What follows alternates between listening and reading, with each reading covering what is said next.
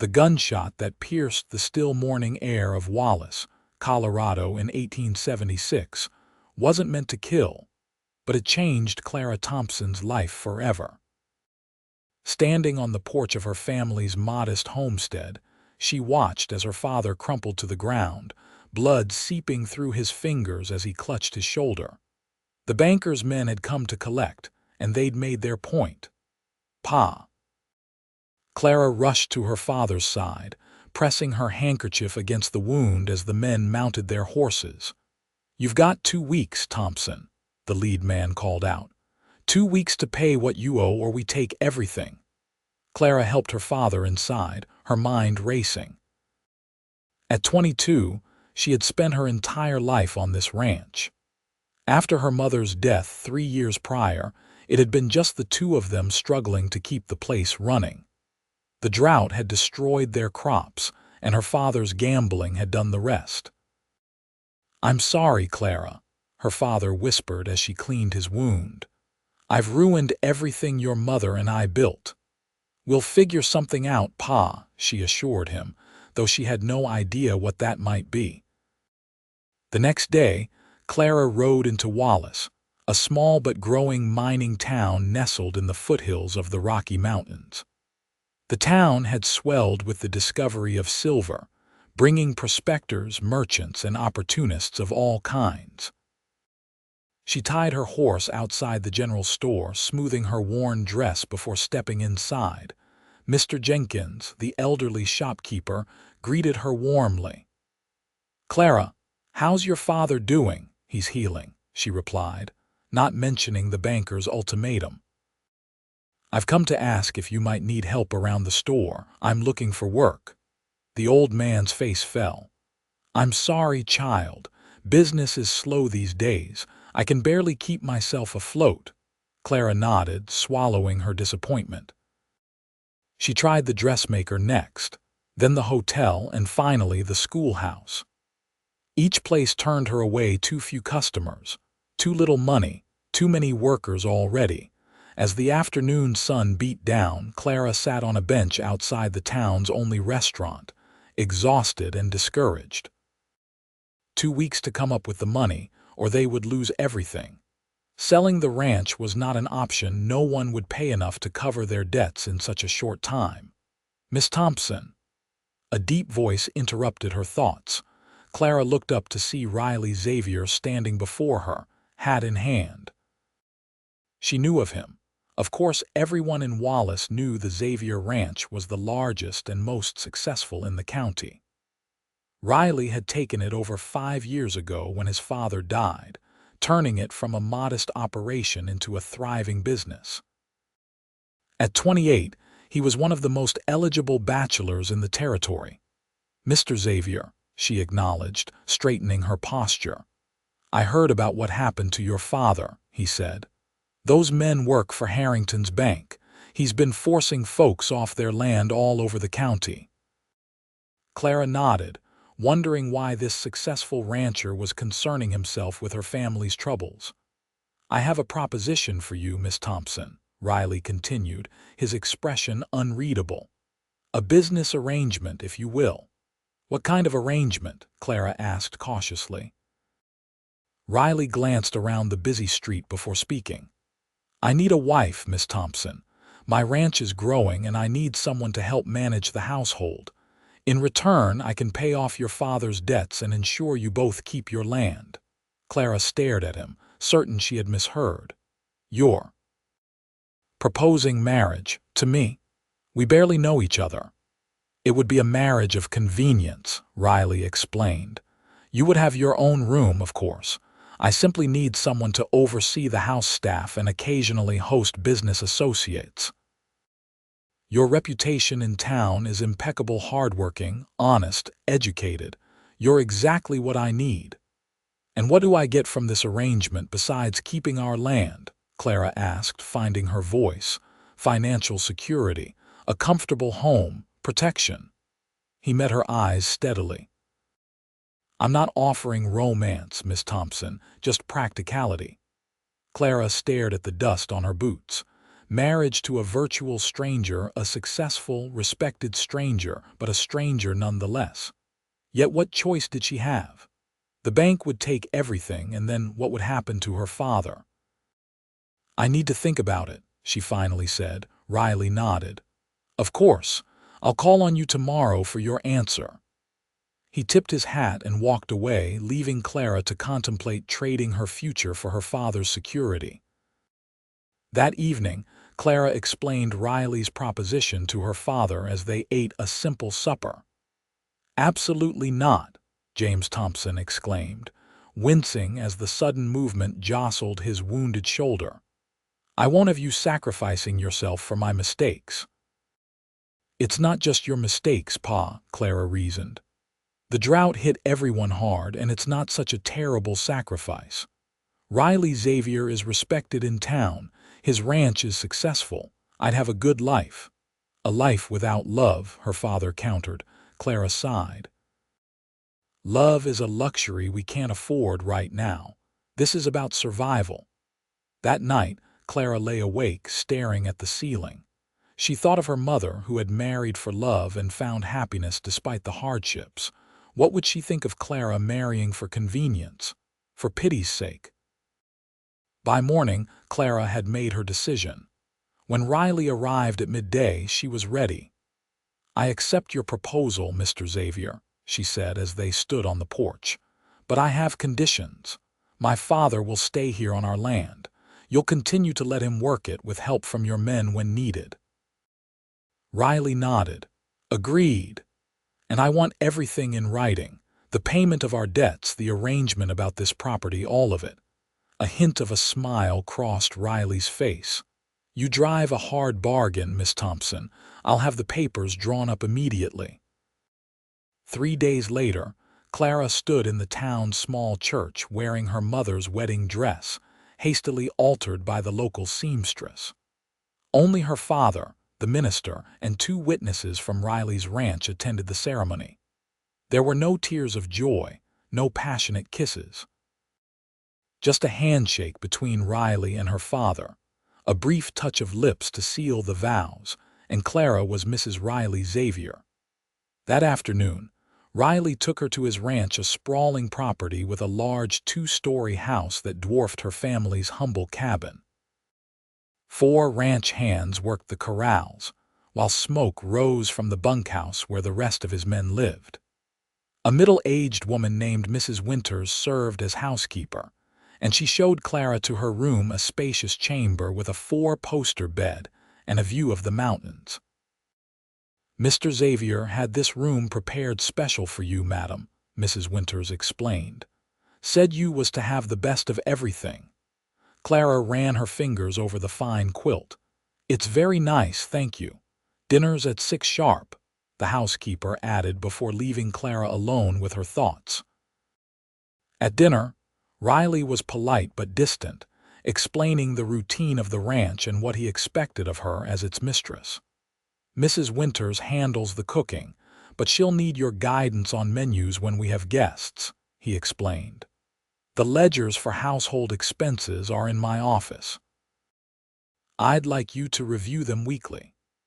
"Of course," Clara replied, trying to sound confident, though she felt overwhelmingly out of place in this grand dining room with its heavy silverware and crystal glasses. "I've arranged for your father's debt to be paid in full tomorrow," Riley continued. "The bank will provide a receipt confirming it's settled." "Thank you." The words felt inadequate, but what else could she say to the man who had saved her family's legacy, yet expected her to live as a stranger in his home? That night, Clara lay in the unfamiliar bed, listening to the sounds of the large house settling. She had traded her freedom for security, her future for her father's. As tears slipped silently down her cheeks, she wondered if she had made the right choice. The next morning, Clara rose early, determined to begin her new role properly. She dressed in one of the simple but well-made dresses Riley had provided, then made her way downstairs. To her surprise, Riley was already at the breakfast table, reading a newspaper. He stood when she entered, pulling out her chair. "Good morning," he said. "I trust you slept well." "Yes, thank you," Clara lied, taking her seat. They ate in silence until Riley folded his newspaper. "I'll be riding to your father's place today to check on him and bring the bank receipt."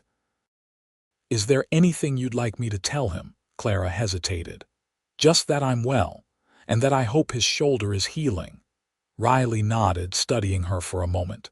"Clara, I know this isn't what you dreamed of for your life, but I hope in time you'll find contentment here." Before she could respond, he rose from the table. "I'll be back by supper." Left alone, Clara decided to explore her new home. The house was larger than any she had ever been in, with a formal parlor, a study filled with books, and even a music room with a piano she couldn't play. The kitchen was modern and well-stocked, and Mrs. Winters seemed pleased to show her the pantry and storage rooms. "Mr. Xavier built most of this himself," Mrs. Winters told her as they walked through the house. "His pa had a simple cabin, but after he passed, Mr. Riley started adding on. Said a man should have a proper home if he aims to have a proper family someday." Clara nodded, surprised by this insight into her new husband. "Has he spoken often of wanting a family?" Mrs. Winters shrugged. "Not in so many words. But a man doesn't build a house with 4 bedrooms if he plans to live alone forever." Over the next 2 weeks, Clara settled into a routine. She rose early, reviewed the household accounts, planned meals with Mrs. Winters, and learned about the operations of the ranch. Riley was always polite, always respectful, but he maintained his distance. Each day, he rode out early to work with his men and returned for supper, where they would exchange brief conversations about the day's events before he retired to his study. He never entered her room, never made any demands beyond what they had agreed upon. It was exactly the arrangement they had discussed, yet Clara found herself oddly disappointed by his detachment. One evening, as Clara sat in the parlor mending one of Riley's shirts, she heard a commotion outside. Looking through the window, she saw Riley carrying one of his ranch hands toward the house, the man's leg bloodied. "Clara," Riley called as he entered. "Pete's been thrown from his horse, his leg's pretty torn up." Clara immediately cleared the dining table. "Lay him here, Mrs. Winters. Bring hot water and clean cloths." Having cared for her father and the occasional injured farmhand, Clara was no stranger to treating wounds. She worked efficiently, cleaning the deep gash on Pete's calf and stitching it closed with steady hands. Riley watched her work, handing her supplies as needed. When she finally tied off the last stitch, he nodded appreciatively. "You've done this before," he observed. "My mother taught me," Clara explained. "She said every ranch woman should know how to stitch flesh as well as fabric." For the first time since their marriage, Riley smiled at her, a genuine smile that reached his eyes. "Your mother was a wise woman." That night marked a subtle shift in their relationship. At breakfast the next morning, Riley lingered longer than usual, asking Clara about her family and her life before their marriage. She found herself sharing stories of growing up on the ranch, of her mother's gardens and her father's attempts at raising horses. "What about you?" she ventured. "You've built all this yourself, but I know very little about you." Riley seemed surprised by her interest, but began to speak of his childhood, of learning ranching from his father and expanding their holdings after his death. "My mother died when I was 12, he explained. "My father never remarried, said he couldn't find another woman who'd put up with him." He smiled faintly. "I guess I took after him in that respect, never thought I'd marry either." "Until you needed someone to run your household," Clara said, trying to keep the hint of bitterness from her voice.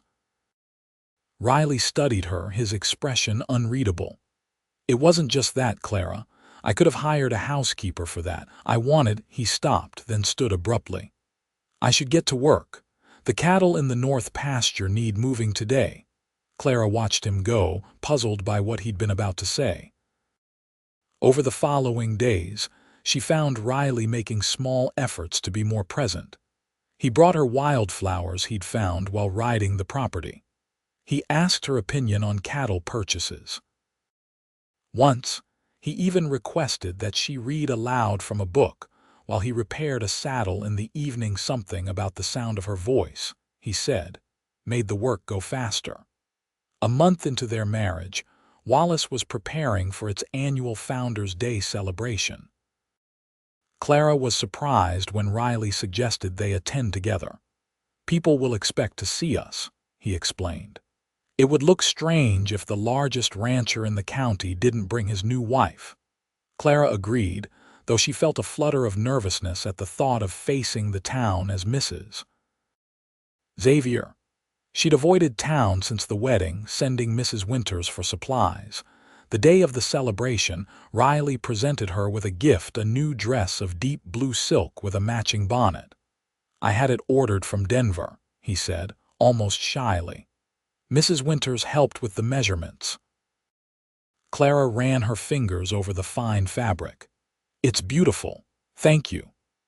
When they arrived in town, Clara was acutely aware of the curious glances and whispered conversations their presence inspired. Everyone knew their marriage had been arranged to save her father's property, and she could feel the weight of judgment in many eyes. Mrs. Xavier, the banker's wife, approached, her smile not reaching her eyes. "What a lovely dress! How fortunate you are to have married so advantageously." Before Clara could respond, Riley placed his hand at the small of her back. "I'm the fortunate one, Mrs. Harrington," he said firmly. "My wife brings grace and intelligence to a house that sorely needed both." Throughout the day, Riley stayed close to her side, introducing her proudly to business associates, dancing with her during the evening festivities, and making sure everyone saw them as a united front. Clara was touched by his protectiveness, recognizing that he was shielding her from gossip and establishing her position in the community. As they rode home under the stars, Clara found herself studying her husband's profile in the moonlight. He was handsome, she realized, in a rugged way, strong jaw, intelligent eyes, hands calloused from honest work. "Thank you for today," she said softly. "You didn't have to defend me to Mrs. Harrington." Riley glanced at her. "I meant what I said. You've brought something to my home that was missing." After a moment, he added, "I hope someday you'll think of it as your home too." The weeks turned to months, and autumn painted the landscape in golds and reds. Clara's father visited occasionally, delighted to see his daughter running the Xavier household with confidence. He was healing well and managing their homestead with the help of one of Riley's men who rode over daily. Clara found herself settling into her role, not just as a housekeeper but as a true partner in the ranch's operations. Riley began consulting her on business decisions, valuing her practical mind and careful judgment. They fell into a comfortable routine, sharing meals, discussing books in the evenings, and working side by side when the ranch demanded all hands. Yet despite their growing friendship, Riley maintained a respectful distance. He never entered her bedroom, never presumed upon his rights as a husband.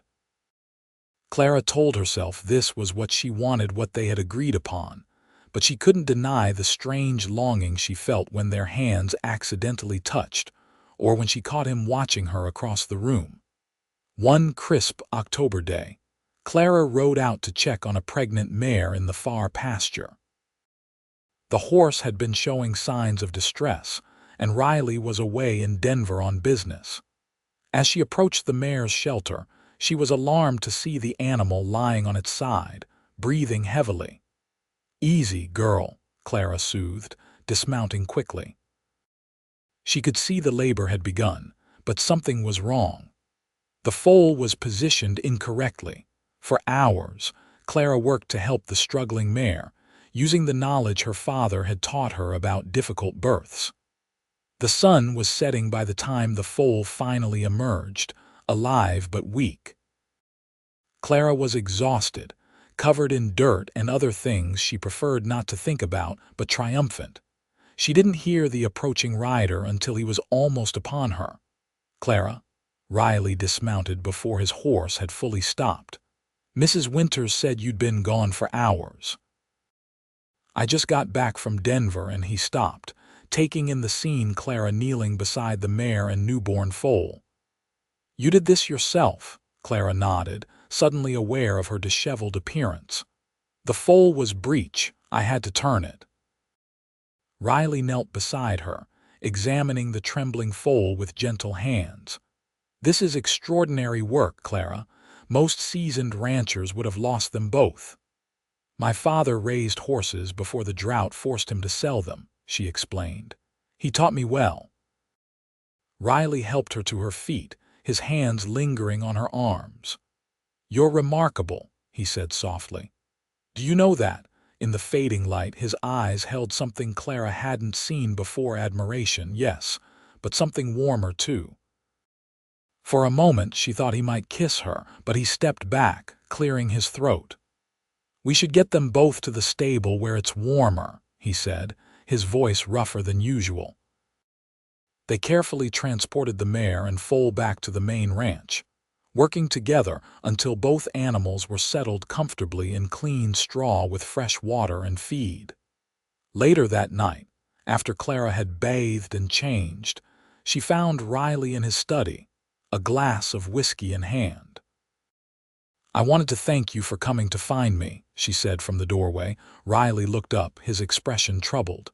"I should have been here if anything had happened to you out there alone." "But nothing did," Clara assured him, "and now we have a healthy new foal." Riley stood, crossing to where she stood. "Clara, when Mrs. Winters told me you'd been gone since morning, I felt," he shook his head. "I realized how important you've become to me, not just as the mistress of this house, but as—" He trailed off, seeming unable to find the words. Clara's heart quickened. "As what, Riley?" Instead of answering, he reached out slowly, giving her time to step away if she wished, and touched her cheek. "I never expected to care for you this way," he admitted quietly. "It wasn't part of our arrangement." "No," Clara agreed, her voice barely above a whisper. "It wasn't."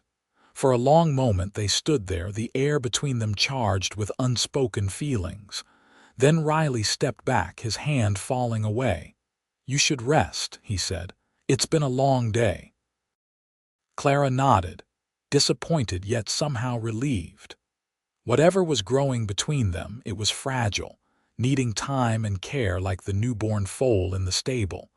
As winter settled over Wallace, the Xavier ranch prepared for the cold months ahead. The cattle were moved to sheltered pastures, the barn stocked with hay, and the house made ready for the isolation that snow would bring. Clara found herself enjoying the coziness of the evenings, sitting by the fire with Riley, reading or talking as the wind howled outside. Their friendship deepened through these quiet times. Riley shared his dreams for the ranch, the breeding program he wanted to establish, the new techniques for raising healthier cattle. Clara spoke of her mother's herb garden and how she hoped to create something similar come spring. One evening, as a particularly fierce blizzard raged, Riley brought out a chessboard. "My father taught me to play during winters like this," he explained, setting up the pieces. "Do you know the game?" "My mother played," Clara said, taking a seat across from him, "though I was never very good." Riley smiled. "I'll go easy on you." They played late into the night, the game forgotten as they shared stories of their childhoods. Clara described the Christmas when her father had carved her a set of wooden animals, and Riley recalled fishing trips with his father before illness had weakened the older man. "He would have liked you," Riley said, studying the chessboard rather than meeting her eyes. "My father, I mean. He always said I needed someone sensible to balance my stubborn streak." Clara laughed softly. And do I balance your stubborn streak? Riley finally looked up, his expression earnest. You do so much more than that, Clara. You've brought life back to this house, to me. The confession hung in the air between them. Clara felt her cheeks warm, but she didn't look away. I was so angry when I agreed to marry you, she admitted. I felt trapped with no choice but to accept your offer. And now, Riley asked, his voice low. Now I'm grateful, Clara said truthfully. Not just for saving our land, but for, she hesitated, for giving me a home where I feel valued, respected. Riley reached across the table, taking her hand in his. You are valued here, Clara, more than you know. The storm's howling seemed to fade into the background as they sat there, hands joined across the forgotten chess game, something new and tender growing between them. Christmas brought a brief respite from winter's isolation. Riley surprised Clara by inviting her father to stay with them for the holiday, and the three of them enjoyed the finest celebration Clara had known in years. Mrs. Winters outdid herself with a feast of roast goose and all the trimmings, and Riley presented both Clara and her father with thoughtful gifts. For Clara, there was a beautiful leather-bound journal and a silver pen. You mentioned wanting to keep records of the garden you'll plant, he explained. This seemed fitting. For her father, Riley had found a fine pocket watch to replace the one he'd had to sell during the worst of their financial troubles. James Thompson was moved to tears by the gift. You've done more than enough for us already, son, he said, clasping Riley's hand. Your family now, Riley replied simply. That night, after her father had retired to the guest room, Clara and Riley sat alone by the fire, enjoying the peaceful glow of the Christmas tree. Thank you for inviting my father, Clara said. It meant the world to him, and to me. Riley nodded. I know you miss him, and he's a good man who's had a hard run of luck. We both have, Clara said, until you came along. Riley turned to face her fully. Clara, there's something I need to tell you, something I should have said before we married. She tensed, wondering what confession could bring such seriousness to his expression. I didn't approach you that day in town by chance, he said. I'd been watching you for months. Years, really. Watching me, Clara echoed, confused. Not in a sinister way, Riley hastened to add. I admired you from afar, the way you carried yourself after your mother died, how hard you worked to help your father, your kindness to everyone in town, even when you were struggling. He took a deep breath. When I heard about your father's debt, I saw an opportunity to help you. To have you in my life, even if it wasn't the way I dreamed. Clara stared at him, processing his words. You had feelings for me before. Why didn't you simply court me properly? Riley's laugh held no humor. Look at me, Clara. I'm not good with words or social graces. I'm a rancher who spends more time with cattle than people. What woman would choose such a life willingly? I might have, Clara said softly. The admission hung between them, changing everything and nothing at once. Riley reached for her hand, holding it gently. I didn't want your pity, he said. I thought if I offered a business arrangement, your pride could remain intact. But I've come to realize I've been unfair to you, letting you believe I married you solely for practical reasons when the truth is far more selfish. Clara's heart raced as she understood what he was saying. And what is the truth, Riley? He met her eyes directly. The truth is I've been half in love with you since the first time I saw you stand up to Harrington's men 3 years ago, defending your land. I married you hoping someday you might feel something for me beyond gratitude or obligation. I know it was wrong to deceive you. You didn't deceive me, Clara interrupted. You offered me exactly what you promised. A home, security, respect. She squeezed his hand. But you've given me so much more than that, Riley. Slowly, giving him time to pull away if he wished, Clara leaned forward and pressed her lips to his. It was a gentle kiss, tentative and questioning, but it held the promise of deeper feelings. When they parted, Riley looked at her with wonder. "Clara, I know," she said. "But perhaps we could start again, not as a business arrangement, but as a man and woman learning to be husband and wife in truth." Riley's smile transformed his face, erasing years of solitude and doubt. "I would like that very much." That night, for the first time, Clara fell asleep in her husband's arms, no longer a wife in name only, but a woman beginning to understand the meaning of love. As winter gave way to spring, Clara and Riley's relationship blossomed like the wildflowers covering the Colorado hills. They learned each other's habits, preferences, and needs, building a genuine partnership that strengthened daily. Riley proved to be a considerate and passionate husband, while Clara discovered a depth of feeling she had never expected when she agreed to their arrangement.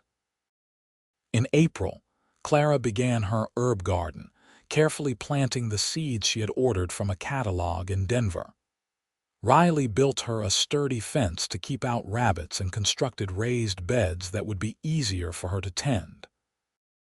"My mother would have loved this," Clara told him as they worked side by side, their hands dirty from the rich soil.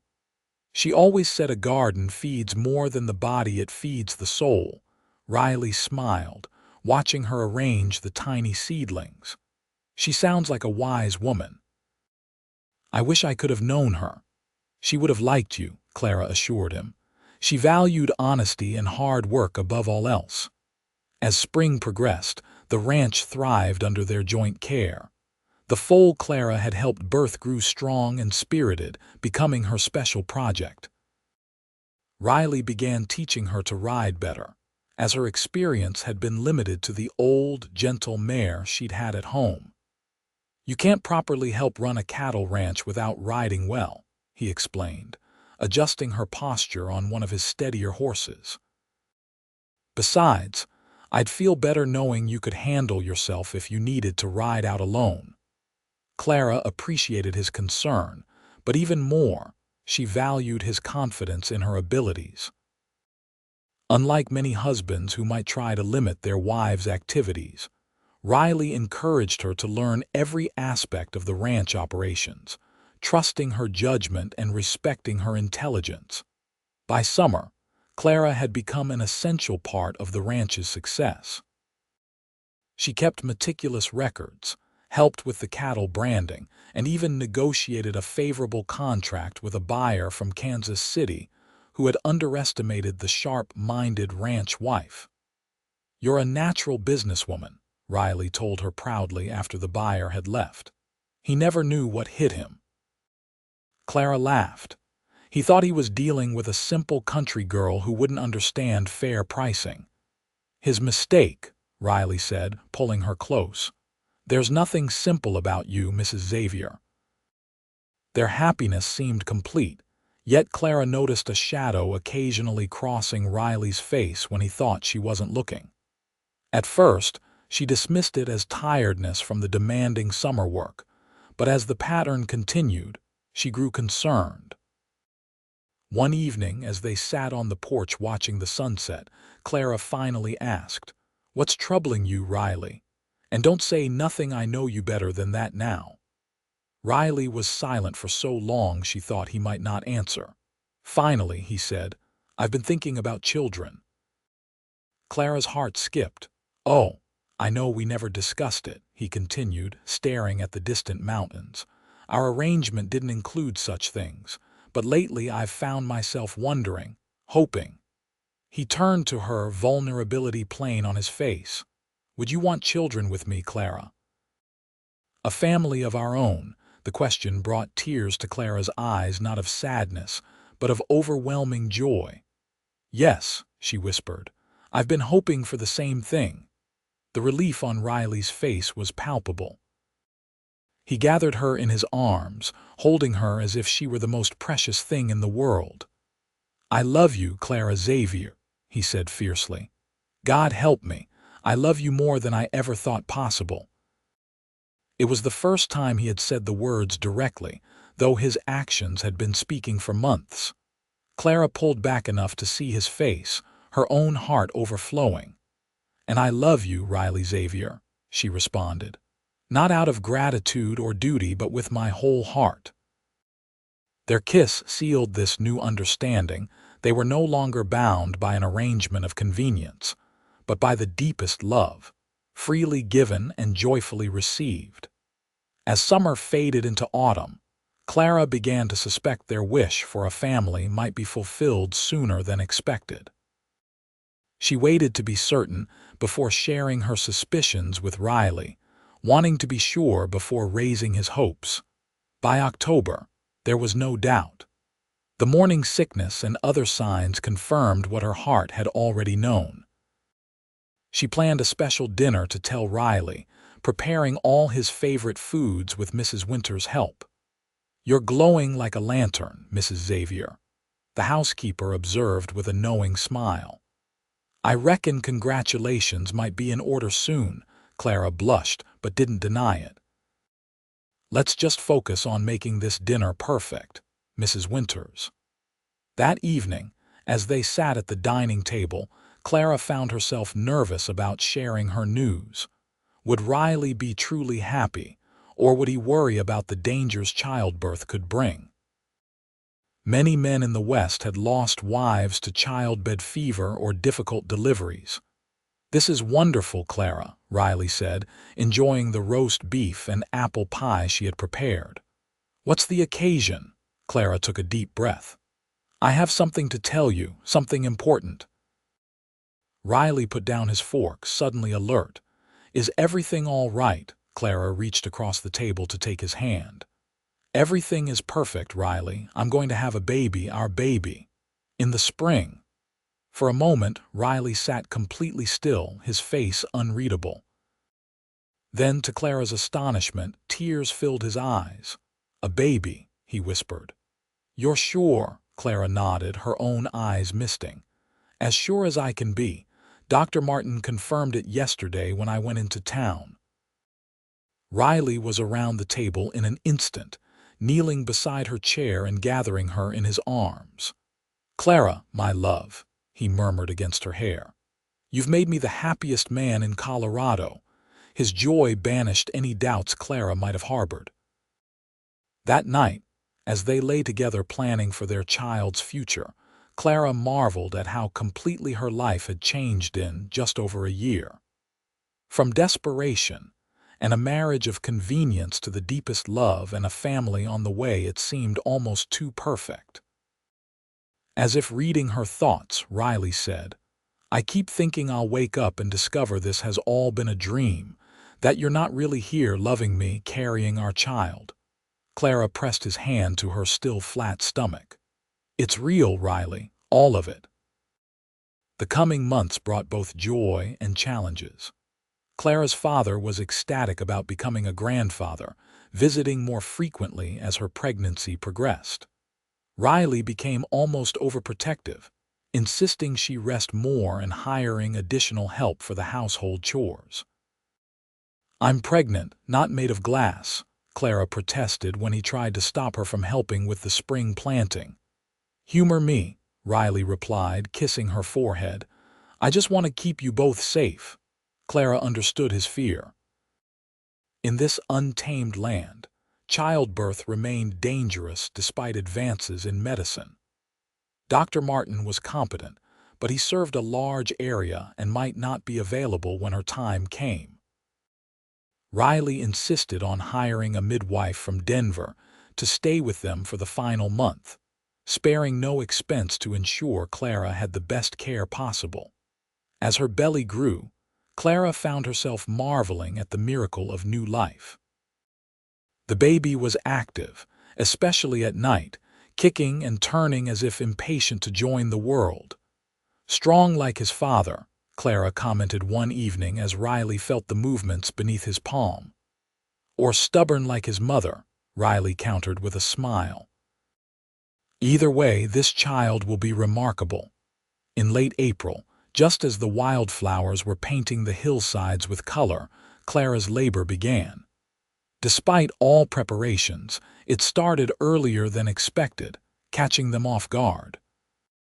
The midwife had arrived just 2 days before, barely settled in when Clara felt the first contractions while working in her herb garden.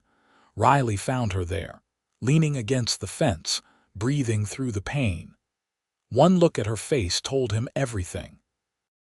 "It's time," Clara confirmed, trying to keep her voice steady despite her fear. The next 18 hours tested them both. Clara's labor progressed slowly, the pain intensifying until she thought she might break from it. Riley refused to leave her side, holding her hand, wiping her brow and encouraging her when her strength faltered. "You can do this, my love," he whispered during a particularly difficult moment. "You're the strongest person I know." Dawn was breaking when their son finally entered the world, his lusty cry filling the bedroom where Clara had spent her first night as a reluctant bride, and now welcomed her child as a woman deeply in love. "He's perfect," the midwife announced, placing the squalling infant on Clara's chest. "A strong, healthy boy." Clara gazed down at the tiny red face, overwhelmed by a love so powerful it stole her breath. "Hello, little one," she whispered. "We've been waiting for you." Riley sat beside them, one arm around Clara, the other hand gently touching his son's dark hair. "He's magnificent," he said, his voice thick with emotion. "Just like his mother." They named him James after Clara's father, with the middle name Thomas to honor Riley's father. James Thomas Xavier was welcomed into the community of Wallace with celebration and joy, the first child born to one of the territory's most respected couples. Clara recovered quickly from the birth, her natural strength reasserting itself. By summer, she was back to helping with the ranch, though now with a baby strapped to her chest or napping nearby while she worked. Riley proved to be a devoted father, often carrying little James with him as he supervised the ranch hands, proud to show off his son. "He'll be running this place someday," Riley would say. "Got to learn early." The ranch prospered that year, as if blessed by the arrival of its heir. The cattle fetched good prices at market, the crops yielded a bountiful harvest, and Riley's breeding program produced horses that buyers came from as far as California to purchase. One evening in late summer, as they sat on the porch watching the sunset with James asleep in Clara's arms, Riley said, "I've been thinking about your father." "Oh," Clara shifted the baby to her other shoulder. "What about him?" "He's getting older, and that place of his is a lot of work for one man, even with our help," Riley explained. "I was thinking we might offer to build him a small house here on our property, close enough for him to be part of our daily lives, but with his own space." Clara stared at her husband, touched by his thoughtfulness. "You would do that for him, after already saving his land," Riley shrugged, as if it were the most natural thing in the world. "He's family, Clara. Your family is my family. Besides, James should grow up knowing his grandfather." Clara leaned over to kiss him, careful not to disturb the sleeping baby. "You are a remarkable man, Riley Xavier. Do you know that?" Riley smiled, the lines around his eyes crinkling. "I'm just a man who got luckier than he deserved." The following spring, James Thompson moved into the small but comfortable house Riley built for him near the main ranch house. At 65, he was still spry enough to help with light ranch work and took special delight in caring for his grandson, who was now toddling and getting into everything. Clara's father thrived in this new arrangement, regaining much of the vigor he had lost during their financial struggles. He started a small vegetable garden beside his new home and began teaching little James about plants and animals as soon as the boy could toddle alongside him. "You've given my father a new lease on life," Clara told Riley one evening as they watched the old man showing James how to feed the chickens. "I haven't seen him this happy since before my mother died." Having purpose keeps a man young, Riley observed. And that boy of ours gives him plenty of purpose. As James grew from toddler to child, the Xavier Ranch continued to prosper. Riley's reputation as a fair businessman and skilled rancher spread throughout the territory, bringing new opportunities and challenges. Clara managed the expanding household with grace and efficiency, while also becoming known for her medicinal herb garden, which provided remedies for many in the community when the doctor was unavailable. By 1883, 7 years after their marriage of convenience, Clara and Riley had built a life richer than either could have imagined. James, now 6, was joined by a 4-year-old sister, Emma, and Clara was expecting their 3rd child in the fall. The town of Wallace had grown as well, with a proper school, 2 churches, and even a small library that Clara had helped establish. The silver mine still brought wealth to the region, though everyone knew such resources wouldn't last forever. One autumn afternoon, Clara sat on a blanket beneath an oak tree, watching James and Emma play with the wooden animals Riley had carved for them. Her hand rested on her swollen belly, feeling the occasional movements of the child within. Riley joined her, sitting close enough for their shoulders to touch. "The children are growing like weeds," he observed, smiling as Emma tackled her brother, both of them giggling. "They are," Clara agreed. "Sometimes I can hardly believe how much has changed since that day you proposed your business arrangement to me in town." Riley took her hand, his thumb tracing circles on her palm. "Do you ever regret it, marrying me the way you did?" Clara turned to study his face, surprised by the question after so many years of happiness. "Regret? How could I possibly regret the best decision I ever made?" "But you married me out of necessity," Riley reminded her, "to save your father's land, not for love." Clara's expression softened. "That's true. But you earned my love, Riley. Day by day, with patience and kindness and respect. You never demanded it or assumed it was your right. You simply showed me, through countless small actions, what kind of man you truly are." She leaned against him, her head fitting perfectly against his shoulder as it had for years now. "I may have married you out of pity, thinking I was doing you a favor by agreeing to be your wife in name only. But you've spent every day since proving it was I who received the greater gift." Riley's arm tightened around her.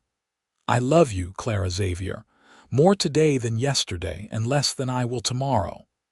"And I love you," she replied simply, the words carrying the weight of their shared history and the promise of their future together.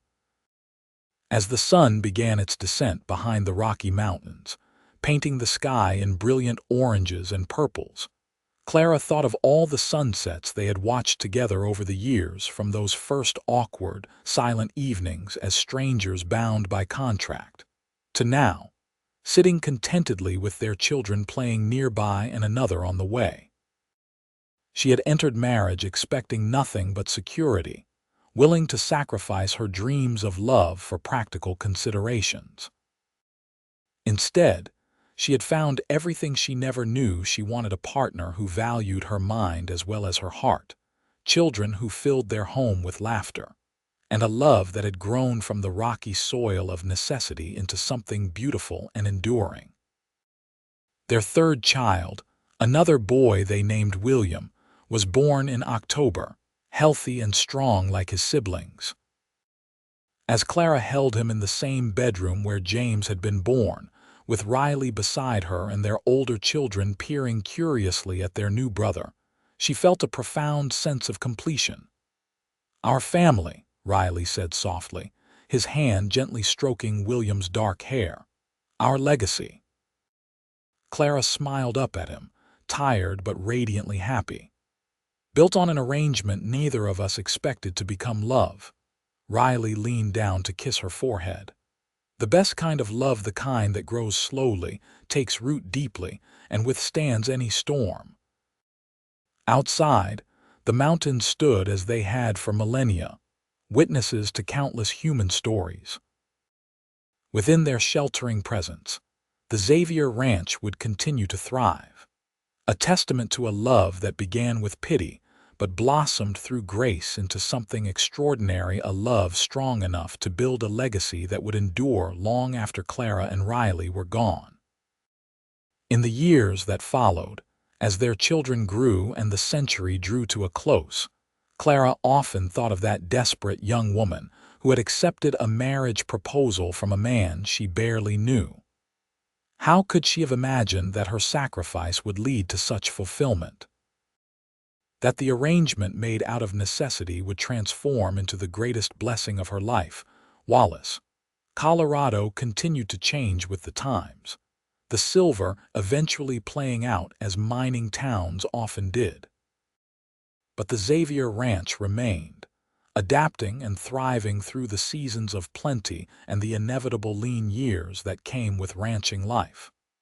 Riley and Clara faced each challenge together, their partnership strengthened by the knowledge that what they had built was worth any struggle.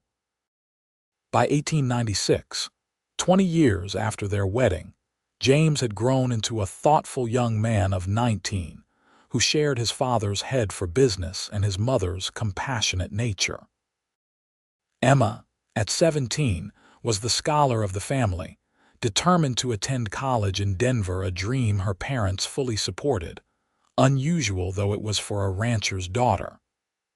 William, now 13, was showing remarkable talent with horses, able to gentle even the most spirited colts. Clara's father lived to see all three of his grandchildren grow, passing peacefully in his sleep at the age of 84, surrounded by the family that had given his later years such joy.